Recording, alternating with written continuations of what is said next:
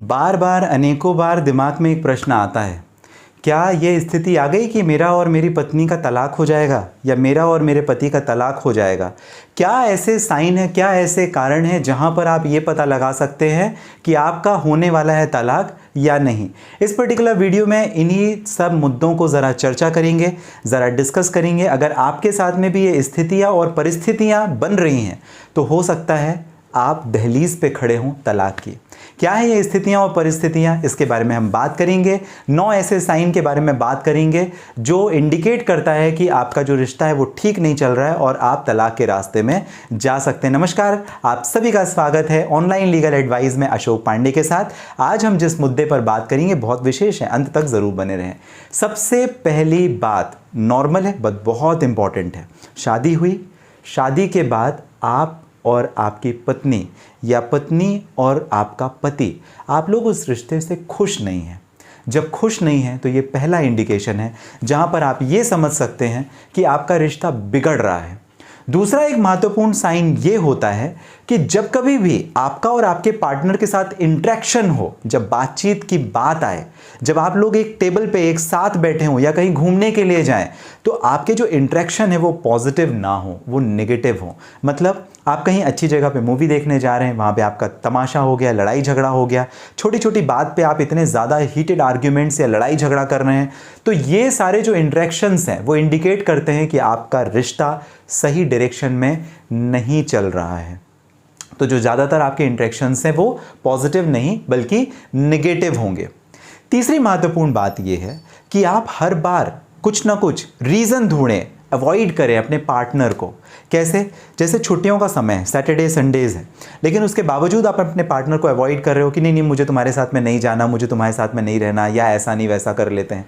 Avoid करें, आप साथ रहने से मना करें या कुछ ऐसा प्रयास करें जिसमें आप दोनों को जो क्वालिटी टाइम स्पेंड करना था वो क्वालिटी टाइम आपका स्पेंड नहीं हो रहा। मतलब कुल मिलाकर के इग्नोरेंस, एक दूसरे से दूर होने की खुद से ही कोशिश करना या अपने आप, ये स्वतः अपने आप से कोशिश हो जाना, ये एक तरीके का इंडिकेशन होता है कि आपका जो रिश्ता है वो तलाक के तरफ जा रहा है। कगार पे पहुंच गया नहीं कह सकते, बट तलाक की तरफ जा रहा है, आपका रिश्ता बिगड़ रहा है। ये भी एक बहुत महत्वपूर्ण रीज़न होता है। चौथी महत्वपूर्ण बात, आपका के जो परिवार के जो लोग हैं ना, आपके जो दोस्त हैं, आपके जो फैमिली फ्रेंड्स हैं, वो सारे लोग आपको कम्युनिटी में बार बार बोलते रहें कि भाई and the relationship, and the relationship, and the relationship. मतलब कई बार हमें कुछ चीज़ें समझ में नहीं आती, लेकिन हमारे आसपास में रहने वाले लोगों को वो बातें समझ में आ जाती हैं।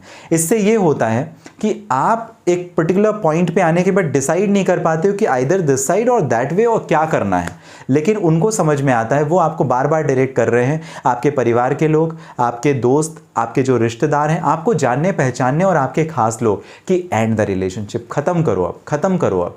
तो ये भी समझ लें कि आपका जो रिश्ता है वो सही दिशा में नहीं जा रहा है। ये भी हो सकता है कि वो गलत आपको सजेस्ट करें, लेकिन अगर 10, 20, 50, 100 लोग अगर एक साथ एक ही बात अगर कह रहे हैं तो शायद वो बात सही भी हो। बेटर आपको अंडरस्टैंड या जजमेंट आपको लेना है।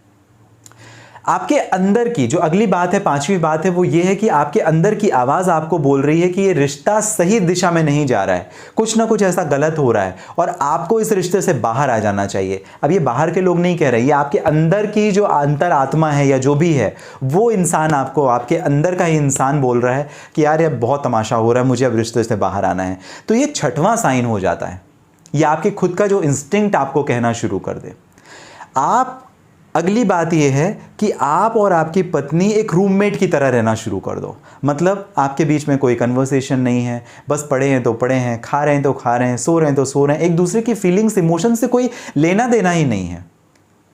आठवां, जब आपके बीच का प्यार प्यार ना रहे, नफरत में बदल जाए, तो आप समझ लें आपका जो रिश्ता है वो गलत दिशा में जा रहा है, सुधार की आवश्यकता है, नहीं तो वो तलाक की दिशा में चला जाएगा।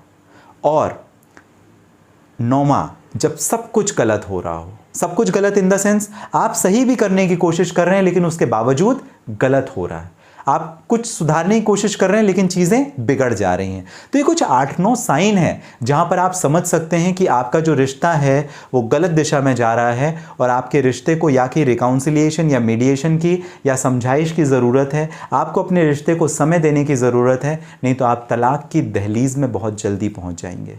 आप लोग के बीच रिलेशन नहीं है, फिजिकल रिलेशन नहीं है, इंटीमेटेड रिलेशन नहीं है, हस्बैंड वाइफ का जो एक रिश्ता होता है वो है ही नहीं। और जब लव एंड अफेक्शन दोनों ही चीज़ें नहीं हैं तो उस रिश्ते को आप चला के भी क्या कहेंगे। बट इसके बावजूद मैं आपको कभी भी सजेशन नहीं देता कि आप तलाक की तरफ जाएं। तलाक आपका अंतिम मौका और अवसर होता है, पहला नहीं। उसके पहले जितने भी सारे अवसर हैं उन सभी को ट्राई कर लें।